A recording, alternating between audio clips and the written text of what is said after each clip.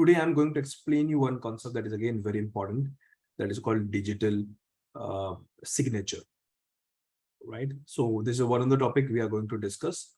Okay, and then we will discuss about, in my last class we'll talk about hybrid encryption, right? What is hybrid, I will you guys know, but we'll again discuss again, where asymmetric key we use to exchange our symmetric key. This called key exchange.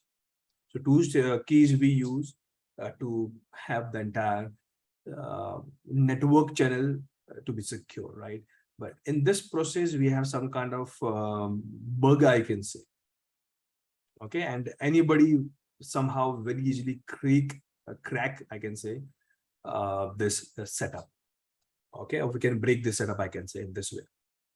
So how can we break this setup? What that look like very secure, but we can break, we will discuss today. And to solve this challenge, we have to set up the PKI infrastructure, and that's how we work in this real world. That is called public key infrastructure we have to build.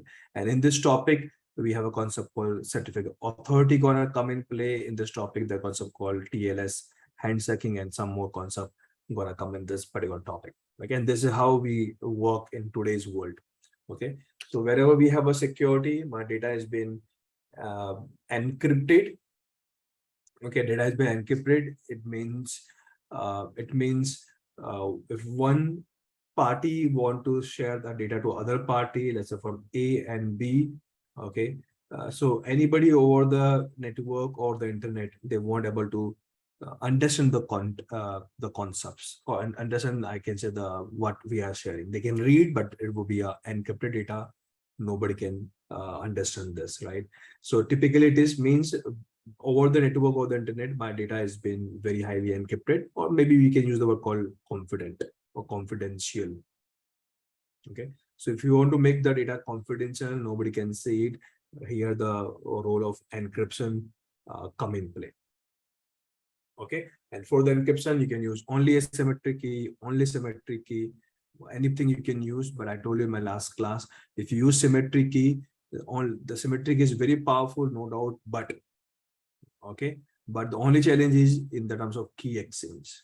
This is one of the big challenges. Otherwise some other challenge also I talked about, but this is one of the big challenge we have.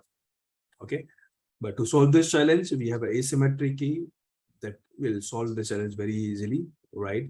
So we keep our private key with us, and we are not sharing our public key to anyone. So key public key to everyone. So key exchange problem will be solved, but the challenge in asymmetric key is very slow. It will impact the performance. Okay, and so that is the reason we use both together. So somewhere we use asymmetric key, and all the other places we use symmetric key, that become hybrid encryption. Okay, so but it is your choice. Do you want to use only symmetric key? Do you want to use only asymmetric key, or do you want to use both together, the way I explained in my last class? Anyway you want to use, you will get confidentiality. Okay, but confidentiality never help you in the terms of won't help you in the data integrity. Okay, so between A, if you're sending some data to B, so let's say A is planning to send hello. Okay, does exactly hello reach to the B? There's no guarantee. Maybe either you can send in the clear text, or maybe the encrypted text. Even though you're sending encrypted text, somebody might go and change your binary, change your cipher text, remove some part of it. So what exactly A is sending to B, okay, they might not get the same information, or might be information may be corrupted. Okay, so encryption never gonna help you in the terms of it won't help you in the data integrity part.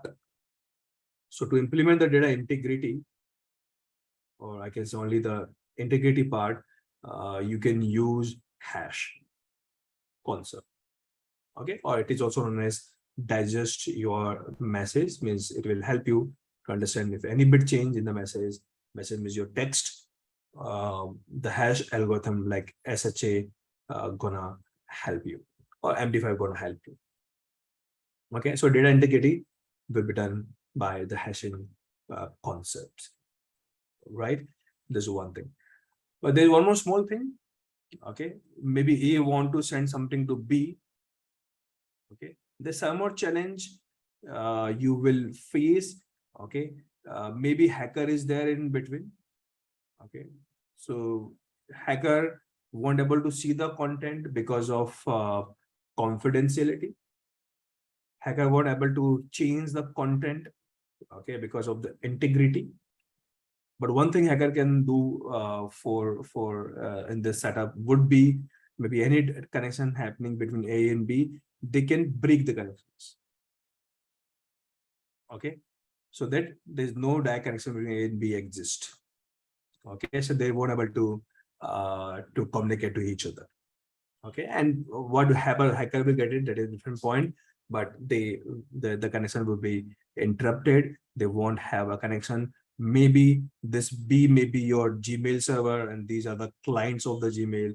Okay, so none of the client can access the Gmail, so it will be a pure loss of the business of the Google, Gmail, or Amazon and Facebook or XYZ.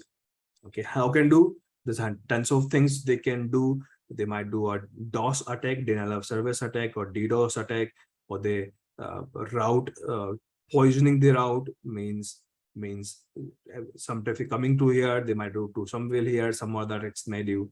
The tons of things they will do the disconnection of these services. Right. This is called availability. Availability. Okay, so availability also, guys, one of the challenges they can do. But this class is the cryptographic class, and the cryptographic class there might be not good reason to discuss about the DOS attack or the poisoning and all the other things to be discussed. But as a security perspective, as a entire security, if you talk about it, okay, if you talk about the entire security model, that is also known as security threats. Okay, so if you talk about security threats, okay, these are three main things we have to always worry about and always concern about. One is confidentiality, one is integrity, and one is the availability. This is called CIA. So CIA is a very common term in the security world, maybe sometimes the cryptography world. So if you see very quickly, and security, CIA concept or CIA principle or CIA threats, you will give this information: confidentiality, integrity, and the availability. Okay, these are the things, and this is a very common diagram you will see in the CIA world: confidentiality, integrity, and the availability. Okay, I'm just giving this term to you because two main thing in this CIA, two main things we have already discussed about the confidentiality and the integrity. Everybody also sometimes maybe can check in the CIA, depending upon what kind of setup you have, but mostly it is about if you talk about confidentiality, it is about the encryption. That's what I'm trying to explain you. Integrity, you guys know about, is hashing. Availability is about some kind of DOS attack they do, and hundreds more things they can do for you, but it is not mostly covering just purely in the cryptographic classes. Okay, availability, but this is a very common term as security guys you should know. That's what I'm trying to explain to you. But let's come to our main point.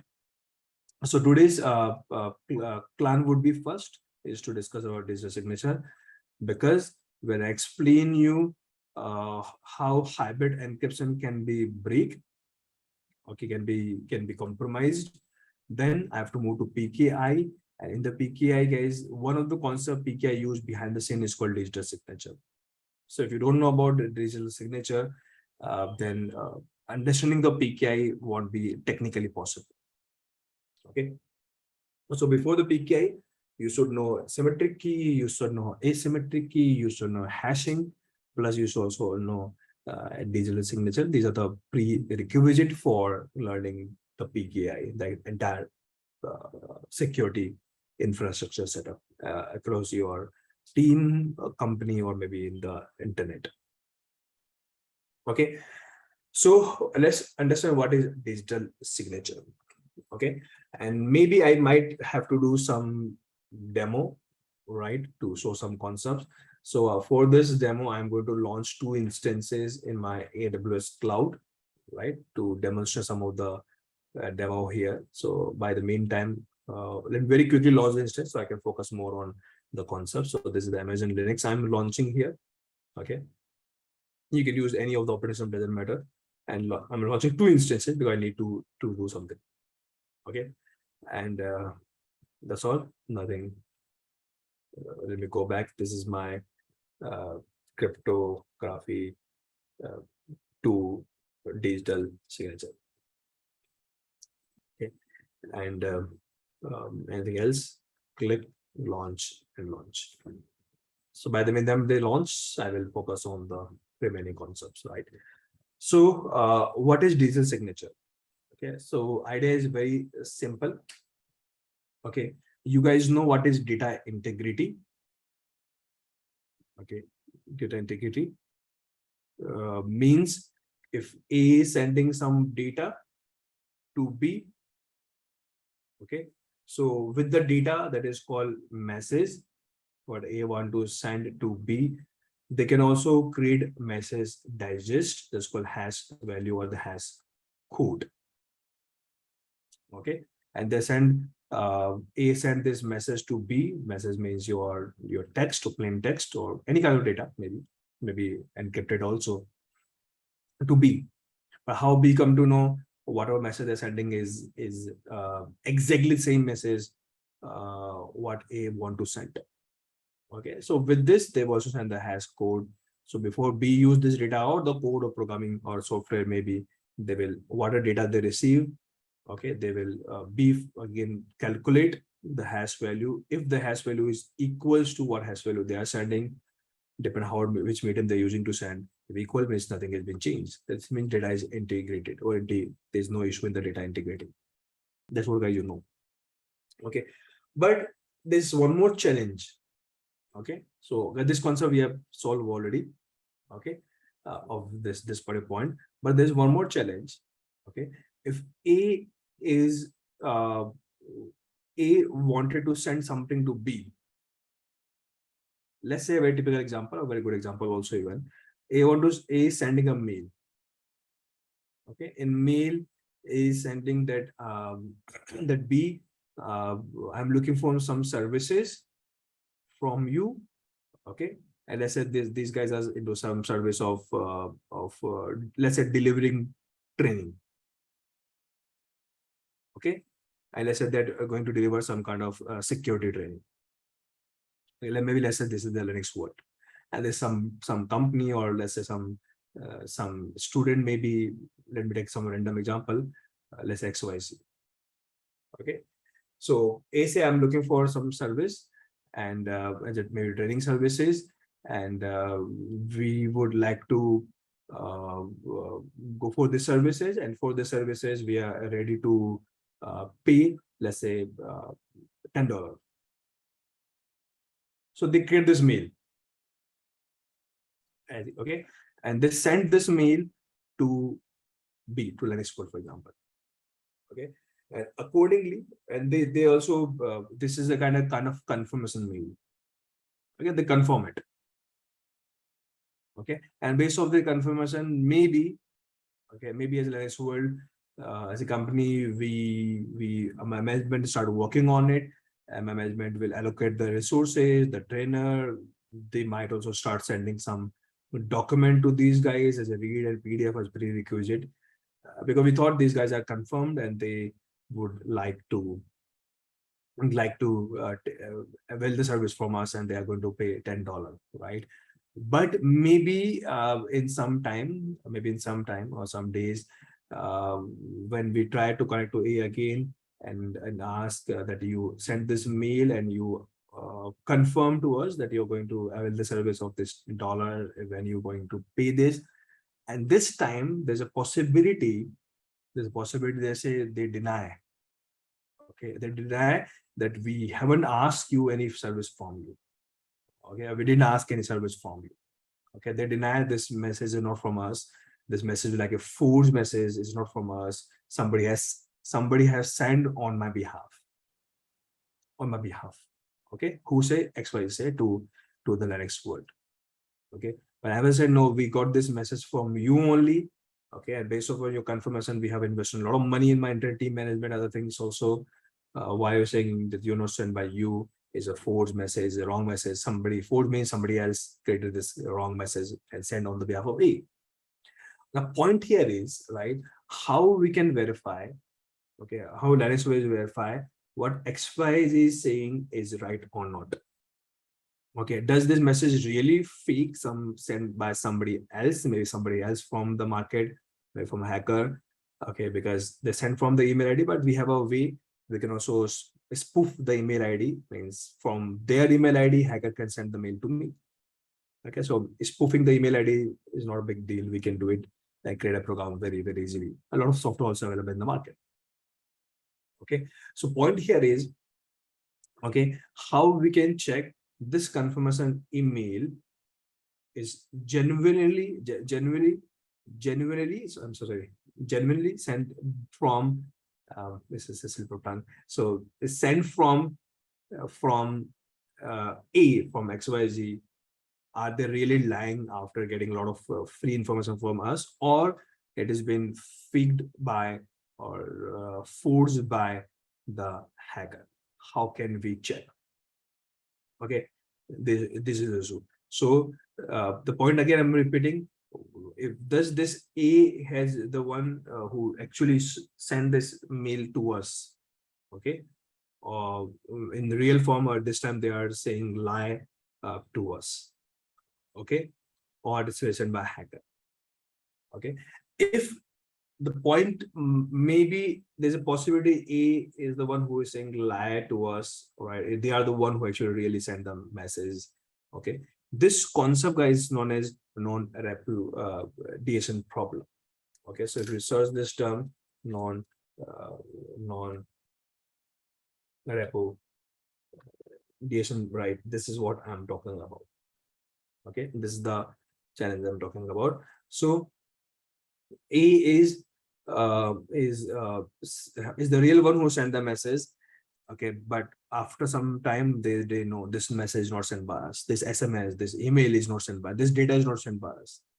Okay, they say deny to this. Okay, this is the situation I am talking about. Even though this we can also one good example to understand this concept. If somebody buy a phone of this $100, they pay by check and sign the check with the pen, right? And after they realize they won't able to afford this one, and when the check is going to be passed to the bank, and this guy who actually signed the check, they say no, this check is forgery, we haven't signed it. Okay, but it's technically signed by this guy only. So how bank check, okay, this guy who is claiming that this check is not signed by this guy, even though this is signed by this guy, but he's claiming that it's not signed by this check is not signed by me. How bank can check? For this, bank will use a signature. Okay, signature to check the validity. Okay, to check the validity or check the non-repudiation of this part. Okay, so in the real world, we do a signature with a pen and paper, right? Similar concept in the world of IT or in the world of telecommunications or the communication world or digital world, we use the digital signature to do the same thing. Okay, similarly in the mail also, we use the digital signature. So A is sending the mail to B. Okay, so it is the duty of the B to check this mail is actually sent by A. Okay, so when B received the mail from A, okay, before they react on this mail, before they do something on this mail, okay, and if you don't want to take issue, stuck in this issue of non-repudiation, right? So this is the duty of the B, who is the receiver, that the check that this mail is, or this text is, those data is been signed by the A or not. This is called, because this is a game of entire digital data, so it's called digital signature. Okay, so if they sign by B, if B found is signed by A. It means now in the future, if they deny to avail their service, if they deny the data signed by them, they can't deny. So we have proof of it. And this proof maybe is a legal proof to, if they are not denying something, then we can legally take some action on it. Okay. So to have the legal proof from somebody, having the data signature is very, very crucial. Okay. So it is not the game of, guys, data integrity. Okay. Data integrity is different thing, right? If any part change, how can we check some of the bit of this particular data change? Is called data integrity. Nobody can read this data. It's called encryption. Okay, here the game is about forgery. Game of non-repudiation game is about somebody's claiming he's not one who sent this data to you. Okay, or not claim the data service from you, something like this. Then this is the game of the digital signature. I mean, this is the issue that can be solved by the digital signature. So how it work? Let me tell you in the detail that technically how we can do it. Okay, but okay, this is the meaning of the digital signature, right? This one. Now, if you talk about the digital signature, okay, so if you talk about digital signature, right, we have a lot of algorithms available in the market to solve and to implement the digital signature. So there's a lot of algorithm available in the market, depend which one you want to use. Okay, so if you just search for digital signature algorithms, okay, you will find one of the algorithms called Lamport algorithm, one is Schnorr algorithm, one is Markle algorithms. Maybe they might have listed here. What is algorithm? You guys know everything. If you have to implement, we have the algorithms. Or maybe let's search very quickly these digital signature algorithms list. So lots of algorithms we have. Okay, for example, Gavel signature algorithm. So if you search for signature algorithm, you will get Rabin algorithms and lots more algorithms we have. Okay, so every algorithm is doing something in some other way to check the things, but to make the algorithm, like a standard algorithm. So every company in the world, every program, operating system, mobile devices can follow the same standard in the market. So for this, we have created a one standard that's called digital signature standard, DSS, digital signature standard. Okay, so like a standard. So everybody will have to use this standard for sign. Okay, and under this standard, one of the very famous algorithm has been created that followed this standard DSS is called digital signature algorithm. DSA is a very famous name. I think you guys might have heard about. Okay, so DSA is the one algorithm that is under digital signature standard. Okay, so they might be written somewhere here, but this is one of the algorithm under this one, DSA. Okay, so very famous one, but RSA also one thing. Okay, so the interesting thing about RSA is DSA is mainly only for signature. Okay, RSA is, we can use RSA for asymmetric encryption also, and we can use RSA for signature also. There's some algorithm can be used for multiple purpose. Okay, DSA is mostly for the signature purpose, right? So if you search DSA algorithm, it is mainly for the signature purpose, means the digital signature purpose. Okay, under the DSS, that's what I was talking about. Okay, this is one thing. Okay, this is for signing purpose. Okay, now there's some more in the DSA. In the DSA algorithm, they have some. This is for non-repudiation. That's what I was talking about. Okay, so in the DSA, the size of the key is little bigger, and this algorithm is again a little bit slower also. Okay, to optimize this algorithm, we add some extra functionality or extra mathematical equation on the top of DSA. Okay, and so that the key that they're using, because in this algorithm, when I will explain to you, they are going to use some kind of key. So, and you guys know they're going to use some kind of private key. I'll explain in a minute what private key and why we need a private key. Okay. And you guys know when the size of the private key is bigger, it will become more strong. Okay, so DSA private key little bit less, smaller size, maybe I think, I don't know, but it maybe it's around, let's say 128 byte something, or you can check in this document. Okay, and because of the size and the way the algorithm created, it's become very slow technically. To enhance the performance of the DSA and make the size of the key bigger, both things if we need, then there's one algorithm that is created with the DSA. Okay, on the top of the DSA, which I can say, okay, that's called ecliptic curve DSA. So we search for even this list also, you can see ECDSA, ecliptic curve DSA is a new variant of DSA you can think of. Okay, and but ECDSA is a new variant of DSA, and in this algorithm is a some kind of variant or variant of DSA only. Okay, but they add some kind of ecliptic curve. It's like some kind of mathematical equation formula. We don't have to go for that details of it, but I'm just trying to give you this name. What the beautiful thing about ECDS is, okay, it is they use a private key. While they use the private key, and I'll talk about it in very detail in some minute. Okay, so here they use a private key of 160-bit. That is a bigger than what normal private key we have in DSA, for example, 80-bit, for example.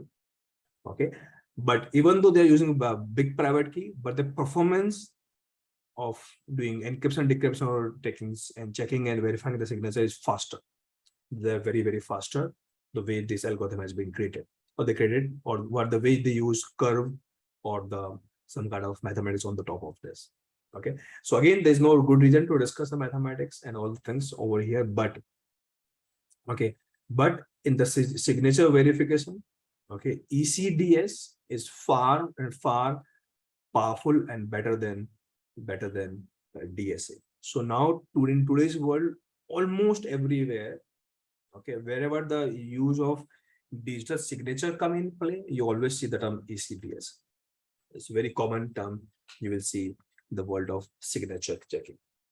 Okay, so that's what I'm just trying to tell you. So when you see this term, it means that they're talking about digital signature. One of the good example where you see ECDSA, let me show you very quickly.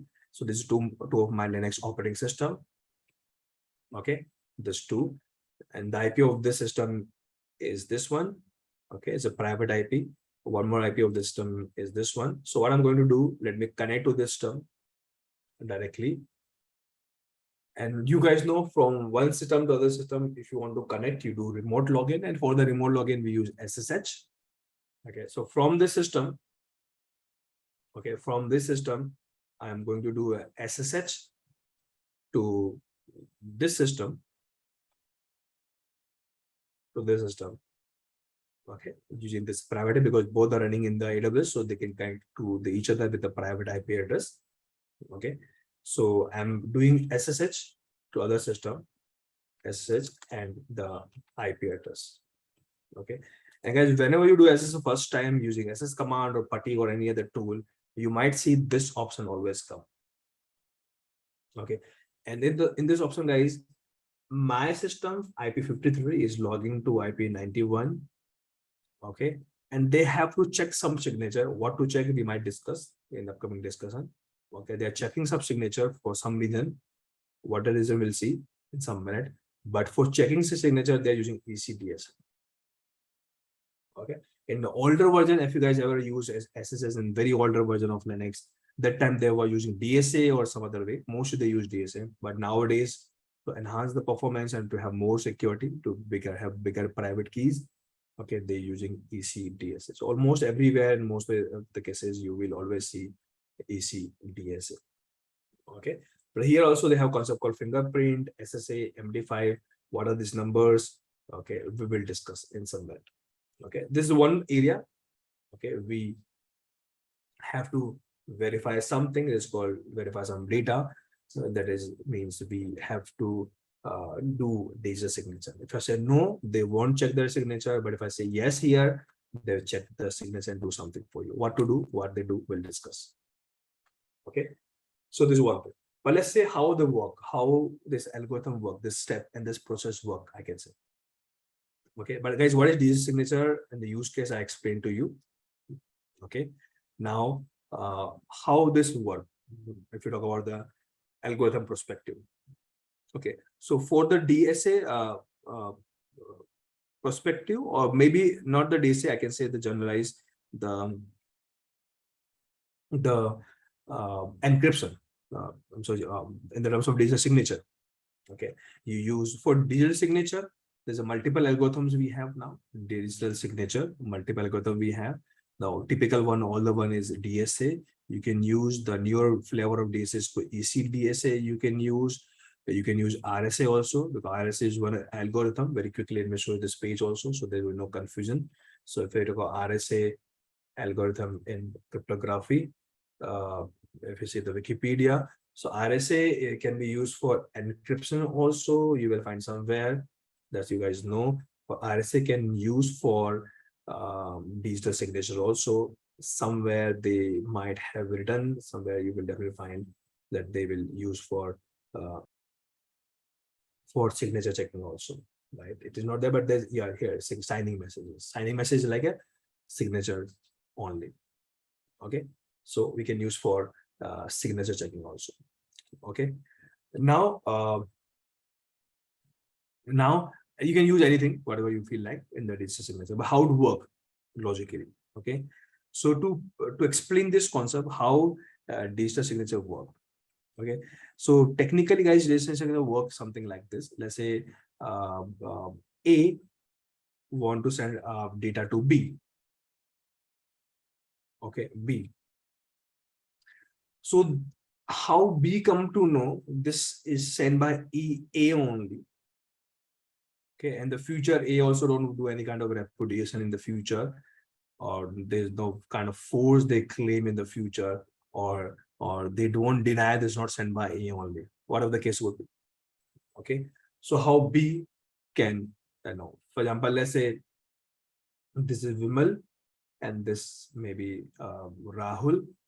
So how Rahul can confirm that this message sent by A only, this is one point, or in the future, if A want to try to claim that no, it's not sent by me, it's fake. So how Rahul can come to know that they are doing a wrong claim on it, or they're talking about the fake at this point in time. Okay, so how can we prove this? Okay, how Rahul can prove that this message is actually sent by Vimal or only. Okay, so for this, what idea we can use here? We can use one idea would be that we know there's one thing about this system or this program or this application that is always unique, and nobody in the world has this information. Only A has, and that information always belongs to A. Nobody have this information that anywhere in the world. Okay, that is the private key of the A. Private key of the A. Because any private key of the A only A has. Nobody in the world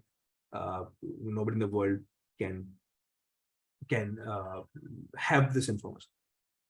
Okay, and if A has a private key and B want to communicate to A, all right, to send some data, get some data.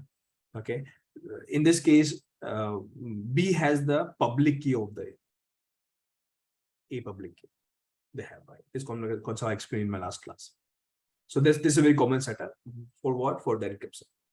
So in the encryption perspective, B has the public key of A, and A has their own private key. Nobody knows this private key. For this, they can do the encryptions, or maybe they can set up the hybrid key setup also, what I explained in my last class. Okay, but this same setup they can use for one more purpose. The purpose would be, okay, if A is sending some data to B, okay, so what A can do, okay, this data they can sign from their private key. Okay, their private key. Okay, now point here is what I mean by signed, we'll discuss again more in detail. But here, because nobody has their private keys, like A can use this private key like a stamp. Normally we have the stamp on the paper, right? They can use this stamp. So only A has this stamp. Nobody has this stamp. Or maybe you can say any data they want to send, any data that A want to sign, or this document of paper, right? That because A has the private key, it means A has the stamp, and A has the stamp, they can mark this on the paper that this is my stamp because I have the private key, so this data belongs to me, or something like this. It means stamping on the data, it is like a signature. They are signing this data. Okay, and typically in the daily world, signature is like a get data only. This is signature data. So whatever is they write a signature, it's like a data only. Okay, so on this data, let me remove this name. So on this data, they create a signature. Okay, and now this data they send to B with the signature. Okay, with the signature. Now what B will do? Okay, they receive data, maybe clear text or maybe encrypted, doesn't matter. Okay, they receive this data, but they also receive the signature of this data. Okay, now one interesting thing is the way cryptography public key or private key has been created, or private public key has been created. Okay, if you sign or want to sign any data, okay, you have to use private key. Okay, if you use a private key to sign this data, but to verify this data has been signed or not from the right private key or from the genuine private key, okay, you need a public key. Okay. The way the mathematics has been created behind the scene, okay, is in such a way, if this data has been signed, it may be mail, software, PDF, whatever would be, okay, if data has been signed by the private key, okay, and to verify this data is actually signed by the real private key or right private, because creating private key anybody can do it. Hacker can also create a private key. We can also create a private key very easily by one single command. Okay, but check this data is really signed by the real stamp or right private key. Okay, guys, there is no word called stamp actually in cryptography. I'm just using this term as the way we use in the real world. Okay, to verify this thing, okay, public key is enough to verify. Okay, so whoever the public key, because you guys know the concept.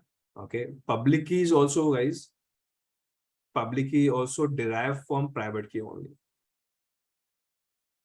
So first we have to create a private key. This concept I explained in my last class, and private key is the one who will create a public key. I also explained this concept in last class. Okay, so if this, let's say, private key name is called M, this public key name called N. If M is the one who signed this data, then the only way to verify is with the help of M. If you try to use any other public key, okay, they won't able to verify. They will fail. Verification will fail. So in this context, this is one concept, and there's a mathematical rule and formula for this. I don't need to go in that mathematical formula, but this is how it won't work vice versa. Okay, it won't work with other public key only.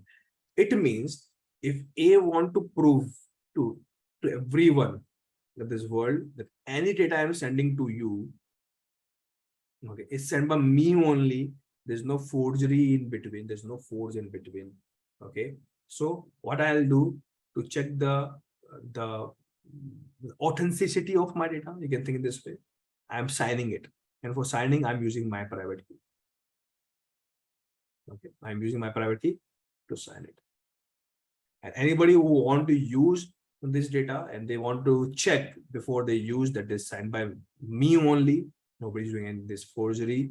Okay, in this case, when B received this data, okay, B will verify it. How? With the help of public key of what? Of A only. So there's a private key of A. From the public key of A, they can verify. Okay, it means to anyone you are communicating, everybody needs a public key. That's what I told you in my last class. So we can share public to everyone because sharing public is not big deal. Even though we have some more challenge in public key. So when I talk about this concept where we ended in last class, because the setup of hybrid encryption also we have bug. So in this bug, we will talk about somehow when you share the public key also, there's some kind of challenge going to come up. What are those challenges? There's a different point. We'll see. Okay, but this is the one point. Okay, two things. So according to this concept, okay, data can only be signed by private key, and data can only be verified by public key of their respective private key. Okay, so now conclusion is simple. If anybody want to claim this data sent by me only, all right, to B, so A will send to B and say use my public key to verify, or vice versa. B say, there's also one thing as a non-repudiation issue. B say to A, if A, you want to send some data to me, I don't use. Because in the future, you might say it's forced, you might say it's not sent by me, you might avail my services, you deny afterwards. Okay, you might go for non-repudiation kind of challenges here. Okay, so I don't use your data. If you are sending a data to me, always sign it. Always sign it from your private key. Because private key belongs to you only, nobody has your private key.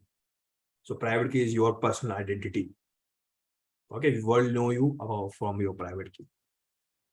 Okay, so when this data come to me, I can verify. But in the future, if you claim no, this data was sent by me, so we can't claim. Because your private key it belongs to everyone, government has, cyber department has, they can very quickly within a second verify by your private key. So with your public key, okay, and if the verification is okay, successful, it means it's a proof that data has been sent by you. Okay, you can't deny the future that the mail is not sent by you. This agreement is not approved by you or agreed by you. You can't claim it. Okay, so automatically, guys, the issue of non-repudiation also been solved in this concept. So two things can be solved. Okay, the B can come, we can see the data is sent by A only, or A can't also deny in the future they are not the one who has sent it, like a forgery kind of challenges. So I think you guys got the idea about these challenges and the point of data repudiation. Okay, so let me show you guys with this demo very quickly. Okay, to show this demo, then I'm using again OpenSSL command in my local laptop. Okay, to show this demo, and let me go to my document and cryptography. And one more thing, another thing, let's create very quickly. Let's say I am the A as a computer. I'm going to create an OpenSSL, my private key, gen RSA. You can use any algorithm to create a private key, like RSA and other also to public and private key. Okay, but if you're using any algorithm for creating public and private key, that should support digital signature. Mostly all algorithm that has a asymmetric key, they support digital signature. With the base of RSA, you can go for DSA also. Okay, so they gen DSA also. By chance, in this version, they don't have this command. There's a different point, but generate DSA also, we have the options. Okay, let me go for RSA. I'm going to create RSA, means a private key of this size. Okay, enter any private key create. So guys, private key, your identity. Okay, it used to decrypt the data, sending to you, and only you are the one who going to decrypt. Okay, and plus RSA or any private key is also your identity, right? If somehow anybody gets this private key, they can sign their data from your key, and world will start believing that you have the one who created this document, and you are the one who are doing this mess in this world. Okay, so they will So any issue happen in this world, legal issue, illegal issue, name will go to you. So it is not only about encrypting or decrypting, it is about this private key is your identity. Okay, anybody can use your private key to sign your data. It's like a signature. Okay, so again, in that context also, private key is very sensitive. So it is good practice. Don't store the private key in this way. It's like clear text way. This is called clear text way. Don't store in this way, right? In any of the hard disk. Instead, okay, this private key also you can encrypt with a symmetric key algorithm like AES, for example. Okay, so you can use AES and something like this, or DES or triple dash and something like this. Okay, with some version, let's say 512 or 256. So private key generated, but your private key is stored in a file. Let's say this file. Okay, let's say my dot key. Okay, in this file, or let's say private dot key as a file. In this file, this key is like latex key actually. They're stored in a encrypted way. And this will ask you key or the password, symmetric key and password. Okay, they stored here. They fail because this option I believe we give before it. Wherever the syntax will be, just go and check the syntax also. AES format, OpenSSL, AES. Or somewhere I think there's some particular place they have to write. Very quickly, guys, let me check. I don't memorize. I don't know. OpenSSL, Gen RSA. Okay, AES. This one. So very quickly check the syntax. If you guys know, quickly help me out. This is what I use here. So as a challenge them, it should work, right? OpenSSL Gen RSA hyphen AES 256, and then the size of the key. Okay, so actually this was syntax. In this command, by chance the persons matter. In some of the options I can say. So you guys here, you can save the key. Okay, and I can challenge.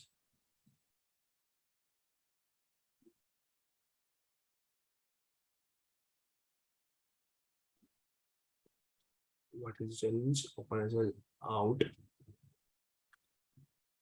out p dot key. Come on, what is the issue? This command is right. AES out. One minute. AES out key. Open SSH and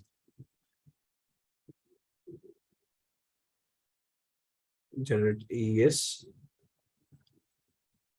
This is right. What is the issue then? Let's see, give me bigger one, 2048.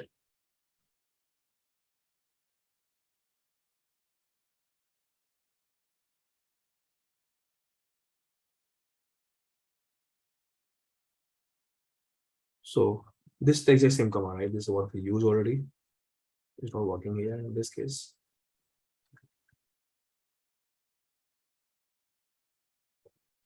So let's go for by default. Let's focus on the main part. But this is one concept. It should work. This is the command. I already explained the concept. Okay. This is not working because one of the reasons sometimes they won't work, because these kind of command behind the scene guys use some random numbers. If your operating system is not generating a random number the way they want the random numbers, then this is also one of the reasons this command sometimes slow down. That's what they slow down. So let me try in my system of Linux. OpenSSL Gen RSA, generate RSA with 1024, working great. Let me use hyphen AES 256. Okay, now it's working. I see exactly same command. This is Linux OS, this is Windows. Command is same, but depends guys how quickly your operating system is generating some random number. So even though we have some kind of random programs available in market, if you run this program, they generate more and more random numbers behind in your operating system. So let me store this key in a file called p.key. Okay, let me set the password. Now, in this file, your private key is stored, but in the encrypted way. So see here, this private key is there, but in the encrypted way, and by default they use AES 256 because I write 256 here, and mostly they use by default CBC mode. What is CBC mode? You guys know it. Okay, this is the private key store. So if somebody get this private key somehow, they will log into your local system, and they by chance copy this private key by screenshot from here, or maybe from by copying this file somehow. Nobody can use this private key. And whenever you use this private key, okay, that time they will ask you first to unlock this private key. So anybody have this password, then only this private key encrypt, and from a private key you can decrypt the data, and from the private key you can sign somebody, you can private key, you can whatever you want to do with private key, you can create a public key, all this you can do. So this is a good practice. That's what I'm trying to tell you. This is a good practice to have it. But right now we don't need this. So let me go to the main part back. Okay, but I highly suggest guys always use this. Okay. So let me again go back. What I was discussing to you. Cryptography. Okay, so I'm creating very quickly again the private key because my intention here is to create a private key so I can sign some data. So OpenSSL generate RSA 1024, storing in a file called this one. So the private key has been generated. Okay, now from the private key we will generate a public key.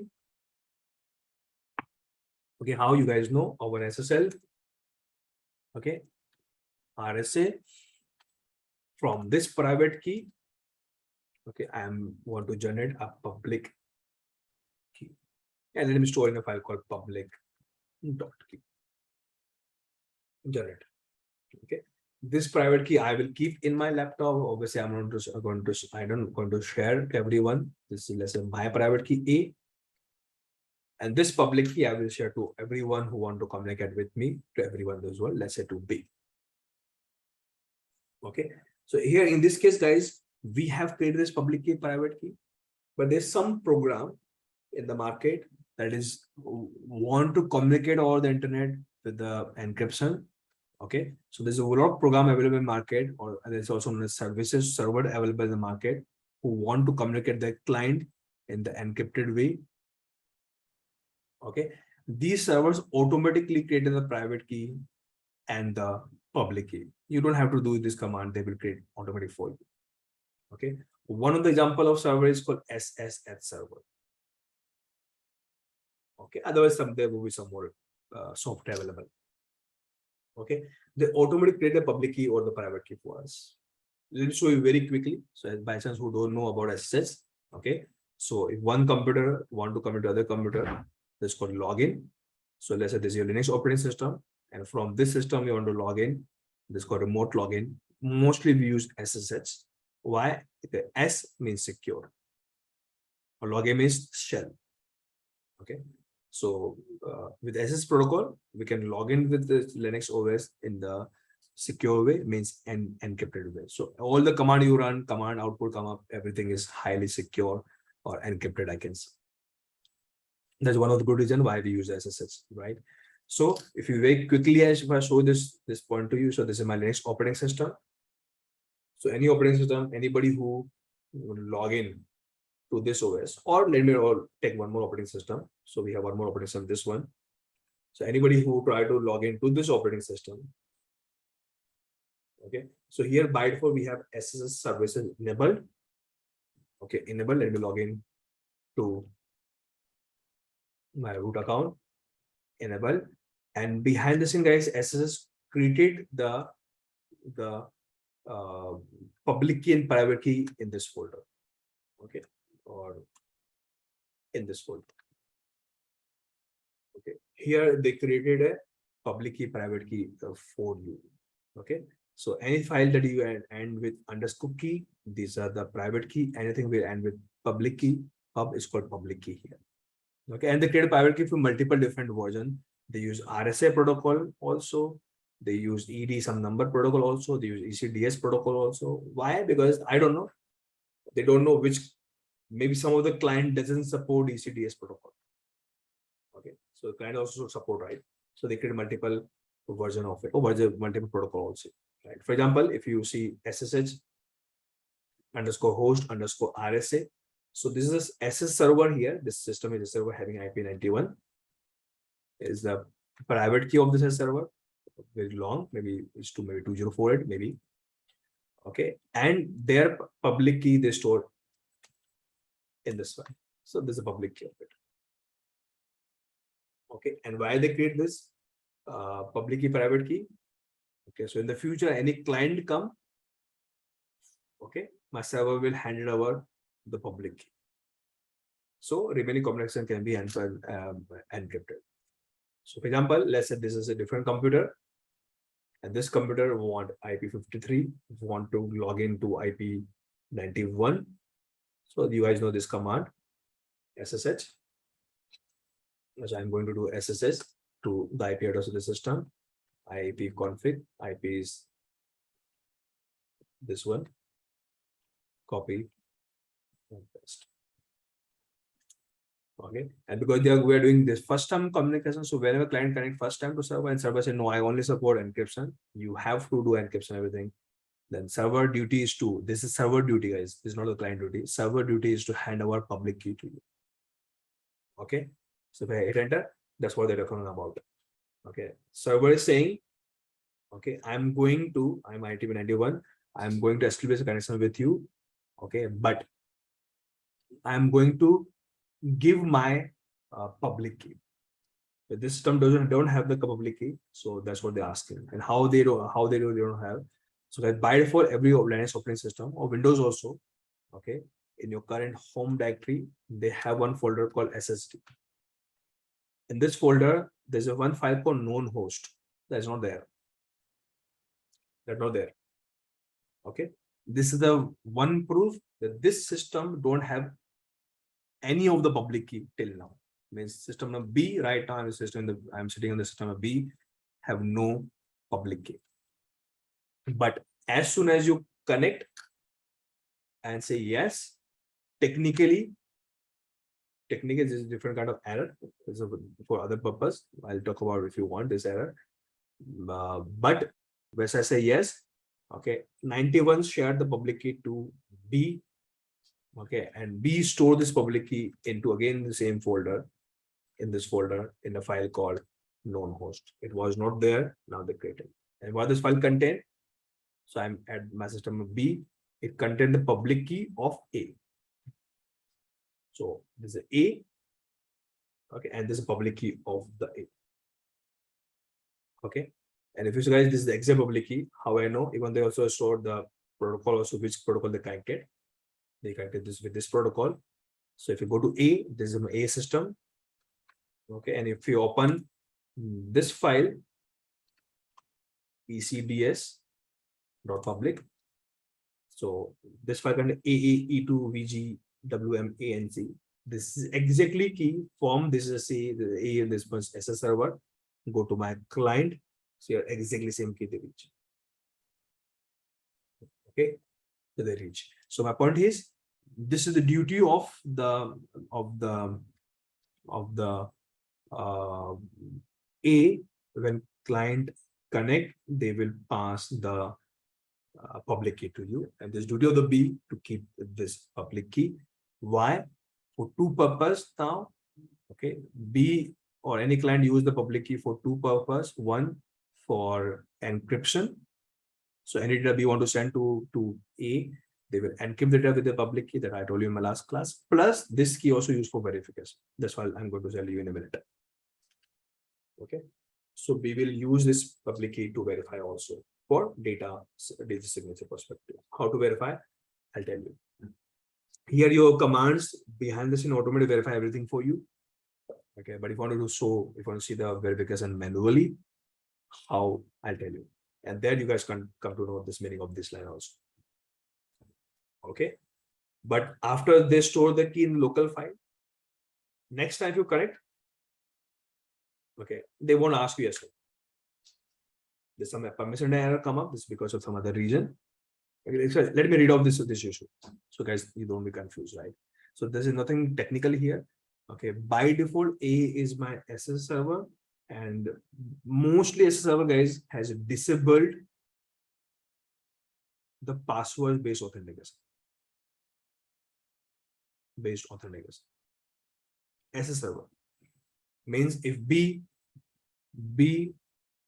want to log into A with SSH, A say no. If you're giving me username and password, I won't allow. Okay, and by default, this command will give the username and the password. That is not allowed. Okay, who said this? Server. But again, this part is not a part of cryptography. I'm just doing it very quickly so that we can do some other demos also. So what I'm doing, I'm going to A and enabling password based authentication for remote login. So this is my A, and in the A, there's a one Intel file called SSH underscore config. This is the server configuration file. I'm at the A. And here in this file, if you go to somewhere line number here, line number 63, and the password is in no, I have to get it yes, that's all. So any client want to connect to you, there's a multiple way to log in, but password base is the simplest way. Okay, it's disabled, so I make it yes. Okay, let me save it. And after, because you change something in configuration file, you have to restart your service of SSD. That's all. Okay, and for testing, what I'm going to do, let me create an account here for testing. Well, I'm setting some password. I'm not going to share with you. So this account will be created. Now this is my server. I'm doing everything right on the A. Now A support password based authentication enable. So any client can log into A. Okay, how? By the same command. And here I can give the login name also, just for checking because this account I created. Okay, last time that was denied because password was disabled. So there's one more method to log in for public key based login. Okay, that's a different point, but now we can log in the password, and this time I now just ask the password. I know the password and I can log in. Okay, so I was in 53 IP. Now I'll do a remote login on IP 91. So I landed here. Let's go remote login. And let me log out. Okay. So this setup is going to help us a lot.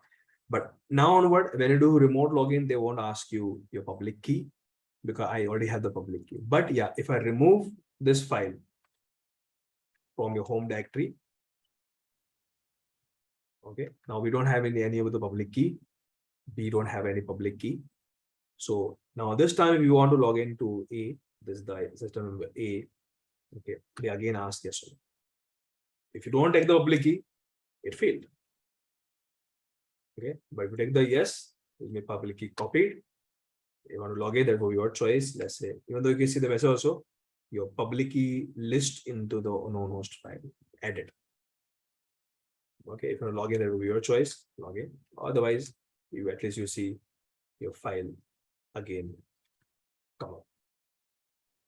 Okay, just a quick demo. But this setup gonna help you to know much about signature checking also. Okay, now let's say, let's come to my local computer again.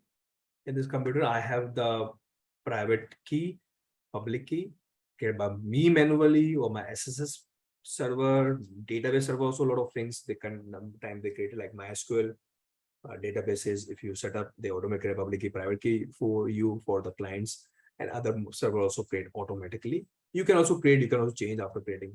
That will be your choice. Okay, but by default they create automatically. Okay, now after they create this public key, private key. Okay, what can do? One thing they can do is they can do encryption, decryption. Okay, with the public key, private key, I'll show you in my last class. Or they can generate somebody can generate symmetric key And they can use this public key and private key for key exchange. That's what I explained you in my last class. That's also one thing they can do. Okay, but here I'm interested in the signature checking. Okay, so how they can do signature checking? So let's say I'm sitting on the laptop number A. Okay, and I would like to sign my message. Okay, so let's say I would like to send a message.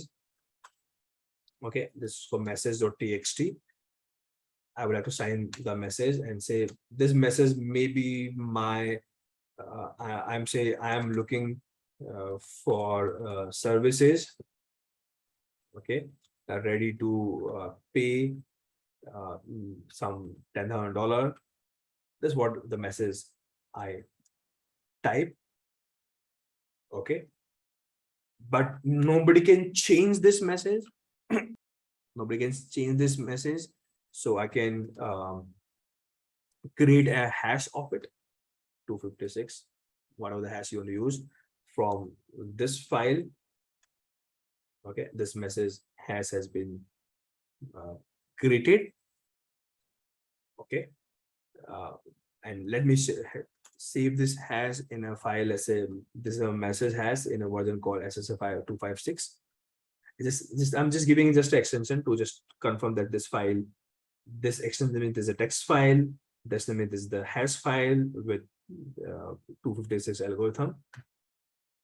Okay, so now this is the message I have that I want to send to somebody, obviously my client, and this is my hash of it.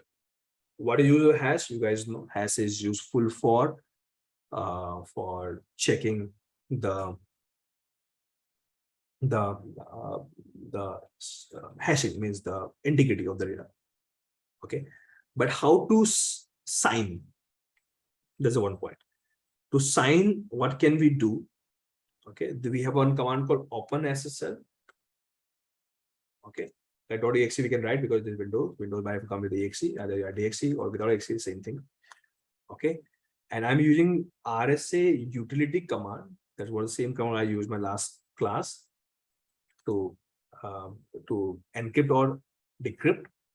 But in this command, there's an option called sign.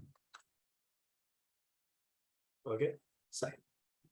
So right now I'm sitting on the laptop number A, and I'm going to sign my data.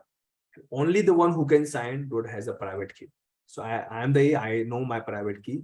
So I'm going to take my private key, private key. This was that I already have or created already. So, okay, I'm going to take my private key. And because this is a private key, then the keyword called actually in key. Okay, this is one thing. And this one thing is technically, you don't sign your data directly. The process would be for signing whatever data you have that is equals to message. Okay, the process is your data first you have to find the hash. Maybe you can use SSH or any other algorithm, MD5. Okay, and hash is the one that you sign actually. This is the normal process we have. Okay, for signing. Okay, hash is the one you sign. Okay, so here I'm going to give my hash of my data of this file. My hash is there in this file, msg.sh. Okay, and this will create a signature on your data, because you guys know every data we have a unique hash. Okay, if you sign the hash, that is same thing. Okay, same thing. So I'm going to use -out to save my signature. So this is like a message dot signature. So I'm signing my signature here. Okay, so right now my private key was in the clear text, but if private key was in already encrypted with AES something, they will ask you password to unlock this. There's a different one. But here, this has been saved. So now this is my actual data. So this is my actual. What's the data? So this was my MSG TXT is actual data. This is the signature. Sorry, this is the hash of my data, and this is the signature of my data. Okay, series of my data. And now this information I will send to my so this is what I created as A side. Now I'll send this information to B. Okay, what I'll send, I will send my signature or the public key. Okay, so I'm going to send the public key to the B. Or I already sent maybe, and I'm going to send my signature. Now, with the help of the public key of my A that is there in the B, we can check the signature is verified or not. The signature is signed by the right A or not of this data. Okay, and plus signature is also not enough. We have to send one more small thing, that is the hash also.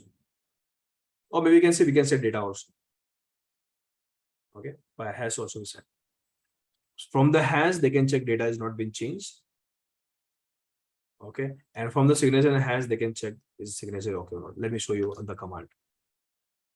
So now let's say these 2 or 3 files, signature file, text file, or the hash sent to B. Let's say I'm the system B. Okay, so before they use this data,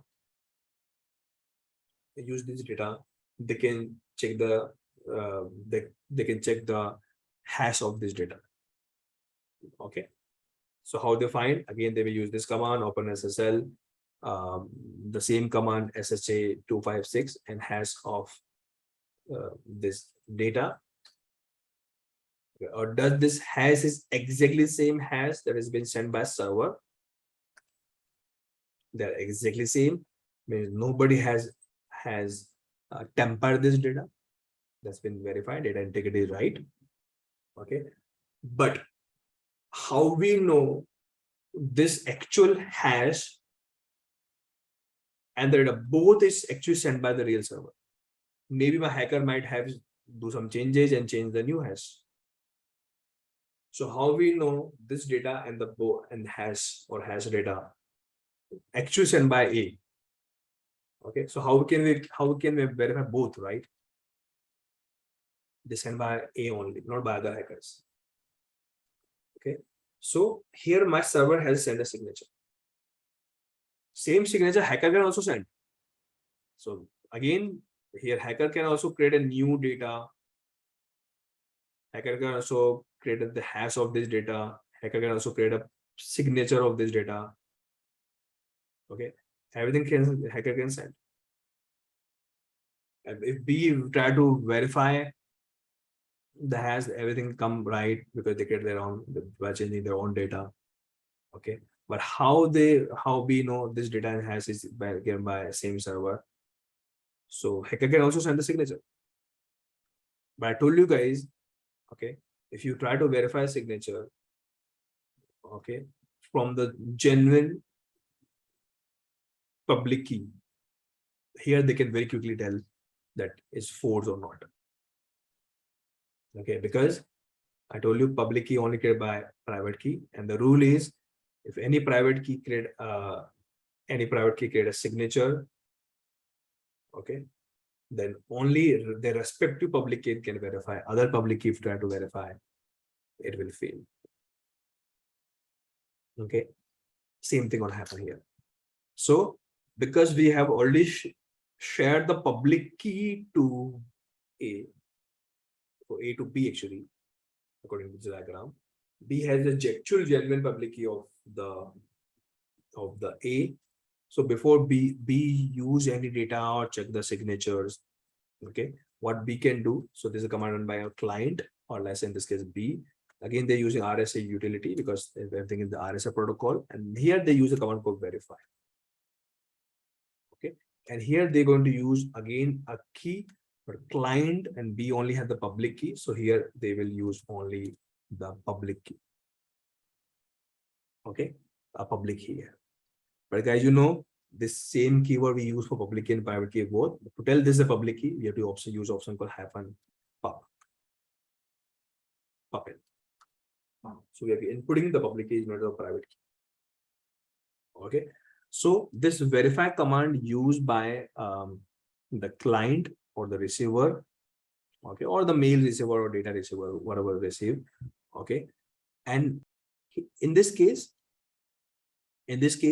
they will take the signature, MSG signature.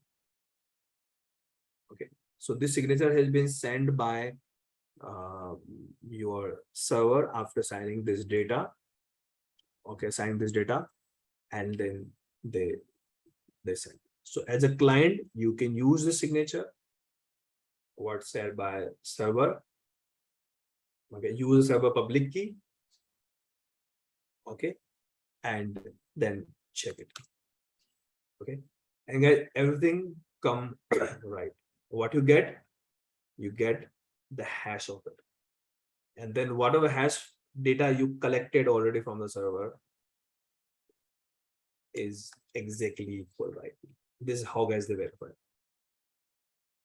Okay, this is how they verify. If anybody change the hash, so now in the thing in this way, if anybody change your data, hacker, your hash change. If the hash change, then your client can verify, and by verifying, okay, that data will be changed. But data will fail actually, I can say. It won't work. Okay, so this is equals to this. Okay, but anything is changed here, this change here. Okay, nobody can modify the signature. My point here is, okay, because if you try to see the signature file is like an encrypted file, and nobody can change this encrypted file. Okay, why? Because this can only be changed by the private key. Nobody can change it. Okay, and because nobody can change it, so nobody can change in the hash that is generated. Okay, so again I'm repeating, this file is created by A, even though let me write here what the command is. So yeah, this file is created by only from a server, in my case A, with the private key, and nobody has the private key apart from A. So nobody can get this file. Okay, nobody can get this file. If somebody want to create this file, they have to use their private key. If they use their private key, then the server public key, this is the public key of the again same server, won't work. Okay, won't work. Okay, in this case, if you use the public key way and try to use open the signature of created by somebody else private key or hacker private key, this can't fail, or this will give a different answer, this will get a different answer. I think it's fail. How can I show you? Let's say I'm the hacker and I have to change this file, or let's say to make it simple, okay, I'm the hacker, this file created by hacker, and you have a different key from the server. For example, okay, so in my public key, I'm going to change something here. Let's say instead of 4 here, I'm changing to 5. Or undo. Instead of 4, I'm changing 5. A small change I'm doing in my public key. And I said, this is your general public key, real public key, let's say. Okay. And I am the client,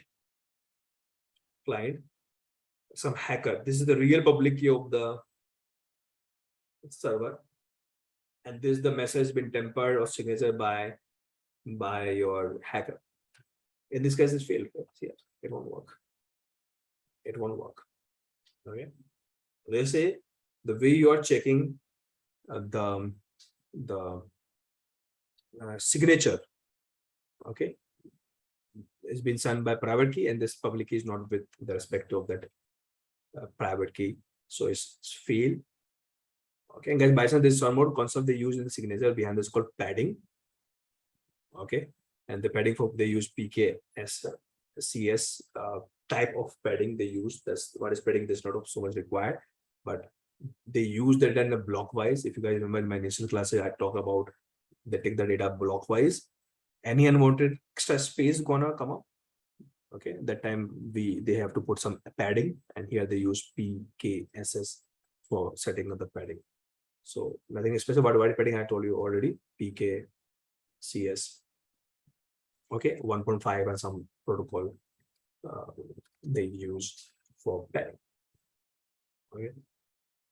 So wide padding is something I explained already in my last class of my initial topic, but in the encryption discussion, they use PKCS for padding, the format of padding.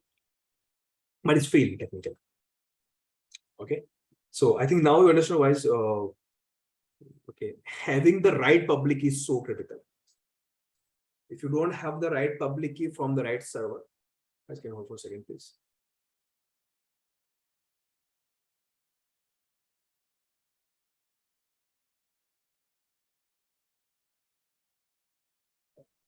From the same server, okay, then you won't able to verify data is coming from the right server or not.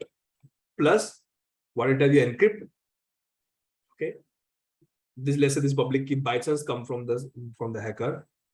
If you encrypt your data, then hacker private key can decrypt, because by chance this public key come to your system in your system from hackers.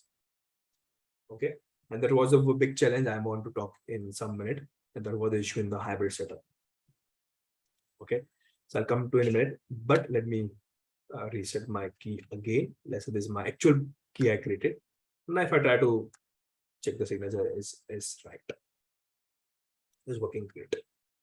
Again, this is exactly what happening in SSH protocol also. So whenever you connect to SSH server or any other secure servers, or maybe HTTPS also, okay, any secure protocols or servers, okay, so these are servers and your client. Okay, so when your client connect first time, okay, technically internet client is the one actually initiated, I want security. Actually it's not about from force from server. Mostly client is the one, they say I want encryption. Okay, server say, hey, you can have the encryption, so first have my public key.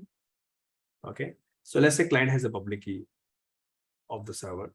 Let's say this is A and this is B. A.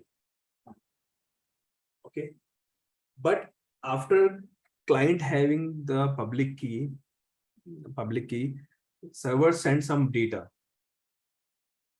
What data? Maybe some initial random data or maybe any data. Okay, and server signed this data from their, obviously from private key, from the private key, they sign it. And this signed data, this is called signed message, they send it to B. Okay, so what B has to do, B has to check this is actually sent from A or not, or this data is sent by hackers. So there is one concept called man in the middle attack. That's why I'll tell you in some minute. When we talk about CS and PKI, there we have an issue called man in the middle attack, and we'll talk about what is this and how can we secure it from by this attack. Okay, but here, okay, this public key they use for verification. If it's verified, it means this message is actually signed by your real server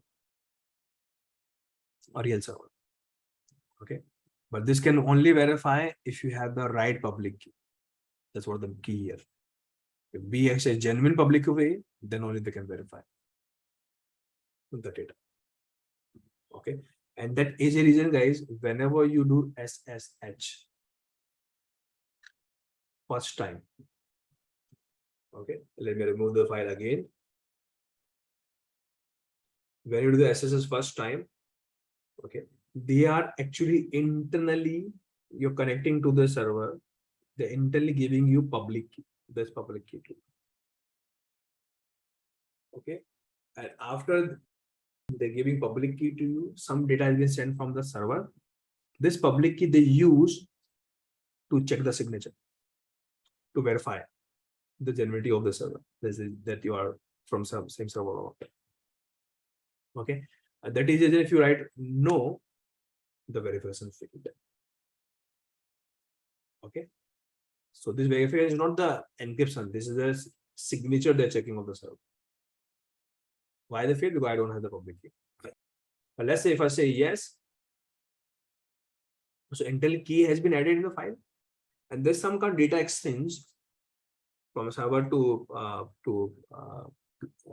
the client, and they verify it because they have the key. Okay, data may be this line. This is also data, right? So this line, women at this name, okay, coming from server, right? And this data they come with signature, or because we have a public key, then already say yes, copied. So two things we can do. This data first we able to decrypt because we have public. Sorry, not decrypt. Decrypt is actually the other way around. Okay, but one thing is this data comes from server. We can verify it. Okay, with the signature because we have public key. Or because we have public key, we can also create symmetric also to do the remaining encryption. What I explained in my last class as a habit model. Okay, but in this case, okay, if by chance this is a kind of scenario come up, okay, very interesting scenario. Let me try to set up this. Okay, so there's one more computer come up. Launch. Let me launch here, and somebody try to break your setup. Okay, somebody try to break your setup.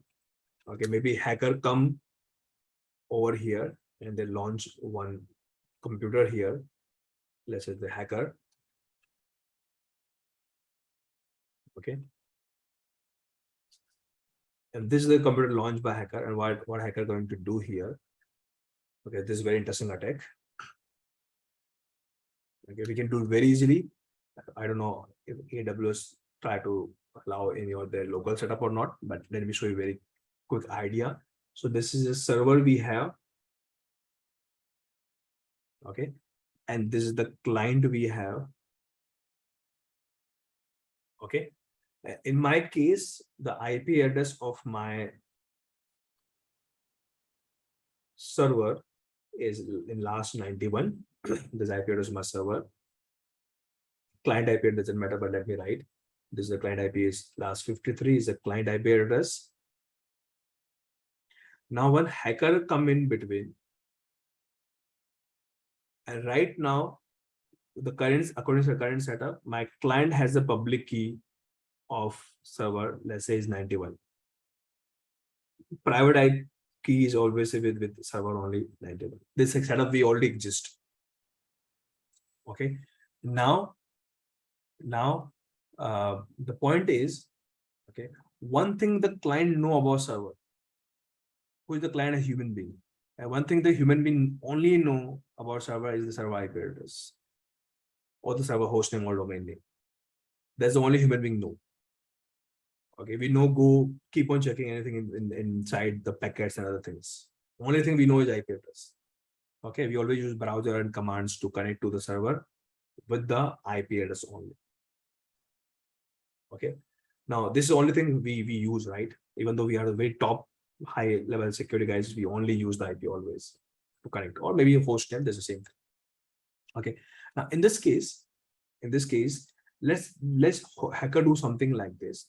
Okay, the communication between the server and client is going on. Okay, and somehow they break these connections. Okay, by the DOS attack or poisoning this route, and there's some other way. Okay, and hacker will reroute this traffic to the hacker system. This is also possible. In this case, now client 53 is trying to go to hacker system, and hacker system, let's say maybe IP 100, but there's some way they can change the IP address to same IP address what server has. And it's called IP spoofing. So they spoof the IP. So we can do a lot of tools also available, or maybe some basic command so we can do it. We can do it. They can spoof the IP address. Okay. In this case, or plus hacker can also create their own public key and private key. Creating private key and public key is not a big deal. Or maybe hacker can set up their own same server. For example, this is SS server. They can also set SS server. It's not a big deal. Everything they create as it is the same. Why? Because okay, if now when the client connect to IP address, now this time only IP 191 belongs to hackers. Client can send the packet to 91. Okay, to 91. Okay, and server will reply. But in this case, okay, server, let's say they initiate the connection, the new connection. So in this case, client say I want to connect to SSH. Server say yes, why not? Okay, so I'm sending a public key to you, but understand one thing, okay, because client already have the public key, so they're not demanding for public key. They directly start connecting to the server, and when a server send any data, they say login me, give me password. They send the data or the message with the signature. This is a by default thing. Okay, and this data sent by hacker system, and they have to sign. And for signing, they have to use their private key to get a signature. The signature reach here, and client will always use the public key of server. They use the public key to verify. But this time, guys, by chance, client was lucky. Why I'm saying by chance, there's a very big attack on the public key I'll talk about maybe next class. By chance, client is lucky. They have the real public key of A. Saying necessarily they have copied in sync. So this verification very quickly failed. Okay, here client very quickly come to know there's this connection that you belong connected to IP 91 only, to SS server only, but that was the some other one in middle. Okay, because this is one of the example of man in the middle attack. So with the IP spoofing, we can do it. This kind of phishing attack is also on the website. If you guys know, that can also be done in this way on. That's what I'm trying to collect here. Here we have to use some tool. I don't want to use the AWS cloud. They might block my account. They can see some kind of tool. Okay, or maybe I can try to change this IP manually if they allow AWS. Otherwise, if you set up your local lab or your own computer, changing this thing very, very simple, nothing very technical. So what I'm doing is in this server IP address, this is a server IP address. Okay, let me copy this IP address in the server. Okay, this is a real server. This is a real server we have, right? Copy, and I go to my hacker's computer. This hacker computer, let me connect it to my hacker computers. Okay, so this is the hacker computer they launch somewhere. And in this computer, what I'm going to do, this server system belongs to hacker. Hacker can do anything in their system. This is actually the IP address of hacker. In my case, the IP is 201. Let me write 201 here. This is the IP address of hacker. Or what hacker can do, they can add one more network card, or they can create one virtual card. This is the way, guys, we can create a virtual card of this card, and they can pick one more IP address, exactly what server has.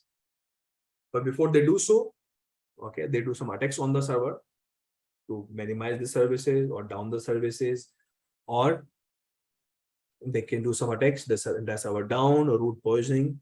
To do the setup, let me shut down this OS to just prove this. And I'm shutting down my server manually, but hacker has a way. There's a lot of ways we have available to shut down the entire setup. Okay, and another client can connect to server 91, and all the traffic from the client will reach to hacker. One of the attacks called ARP poisoning attack also can be done. But here we are not into the classes. So let me shut down the server. Server has been shut down. This system has been shut down. Okay, and now IP of server now belongs to the hacker companies. Okay, hacker computer has the same IP address. Okay, so it will now look like this goes down. Okay, and now the hacker has the same IP address.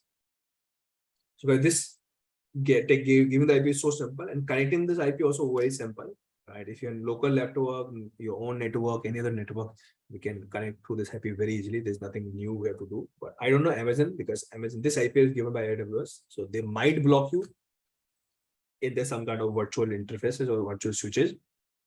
There's a different point, but this is how. Now, in this case, if the client again try to connect, till the guys, they already have this key. Okay, and they were lucky they have the real key of the server. Because initially, they already communicated, they have get the real public keys, okay, or the manually copy the public key here. So they were lucky. That's what I'm saying. They're lucky, and because they have the real public key, this time they have tried to connect to the IP address. Now this IP address is the actual server IP address. That's what the client think. But okay, hacker take over this IP with the help of IP spoofing. That's what I did here. Okay, and now this time when they try to hit, right now this conversation is not happening. This is not because any in this is set up, because AWS don't allow me to take private IP automatically in this OS directly. There's a different point, but let's forget about AWS. Okay, if you try to do the same setup in your laptop or your local system or virtual system, so VMware or Oracle VirtualBox or maybe real servers, if you do so, okay, then when you try to connect, okay, you know guys, this command will give you a message. They give you a message, and the message says, okay, that this IP is not real. Somebody doing some kind of forgery, somebody is doing some kind of middle man in the middle rack. They can give you one kind of big error and they won't allow you to connect. Okay, they won't allow you to. Okay, right now there's no connection happen because of AWS cloud. They were not allowing me, but you get this message. Okay, even though I want to check this message also, I can show you another way also to make you understand. So let's say this is your real server. Just to show you this demonstration. Let's say this is your real server for a minute, and let me connect to this real server.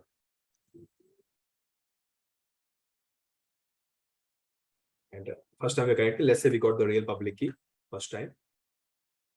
Okay, and now what I'm going to do, okay, everything going good because we don't have any other authorization. But now if somehow, okay, real server changed, so their public IP changed, so public key change.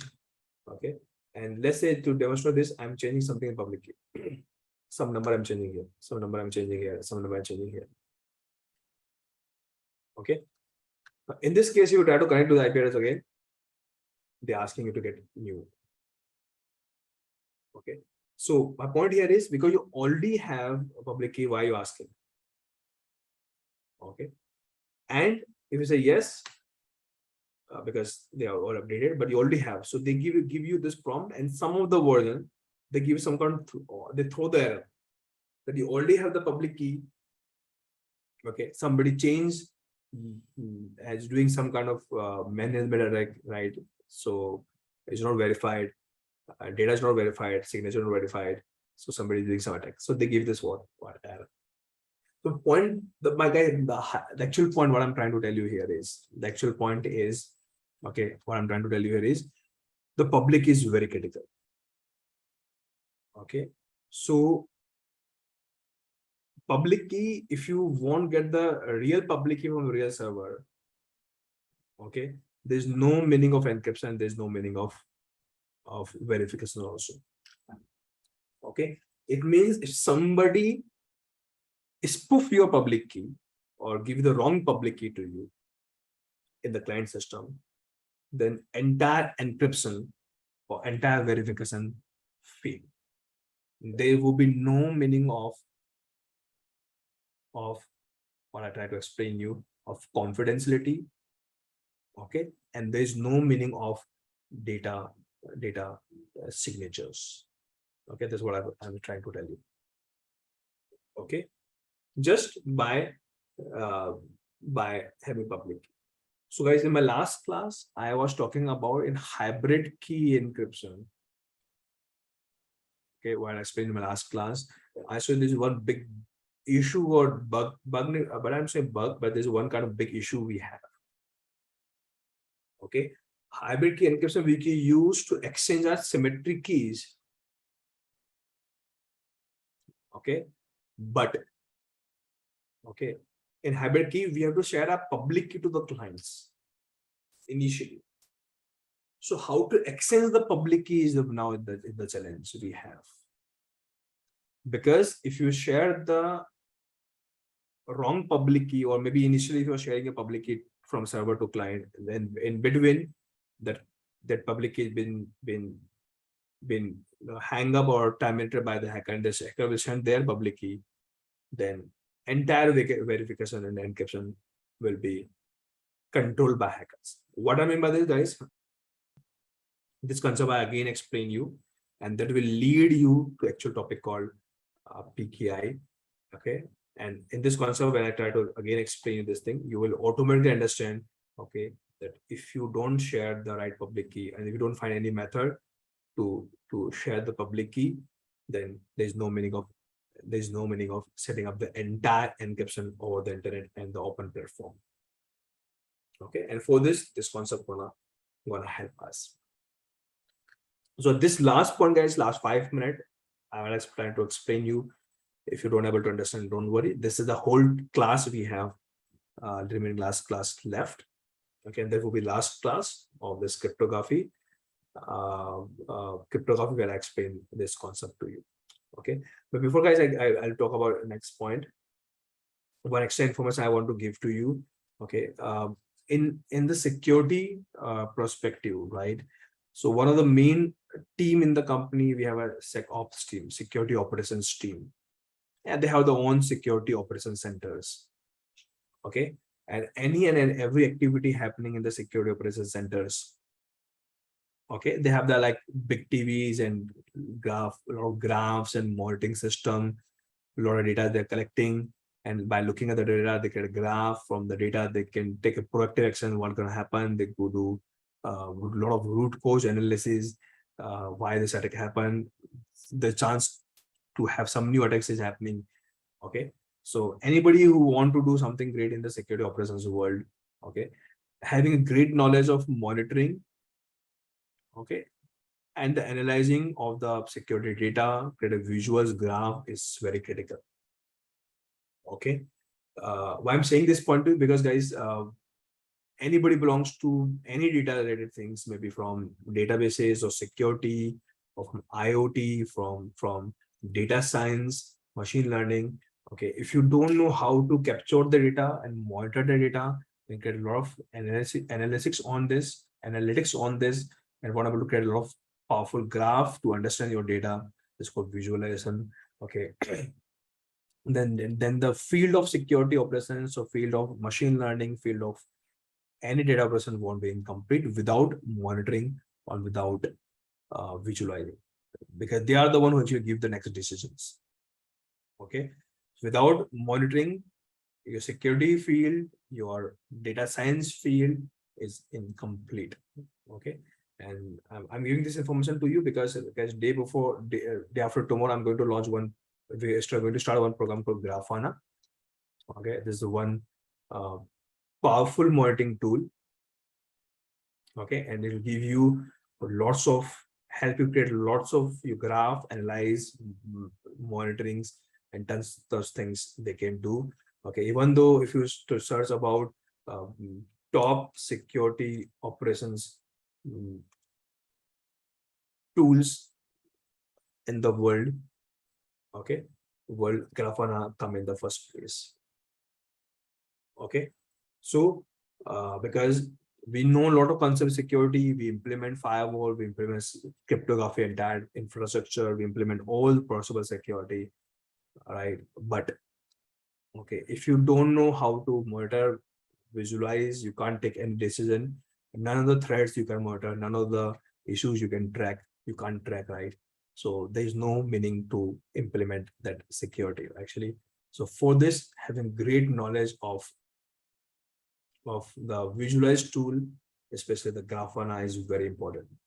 Okay, and it's only for not only for security operation, either if you guys belong to data science, the machine learning, in the machine learning you have model field, you have to do a lot of tuning, you have to do this for hyper tuning or hyperparameter tuning to enhance and optimize your model in machine learning data science. Okay, there also is very important for any IT background, operation background is very important. So I tried it, guys.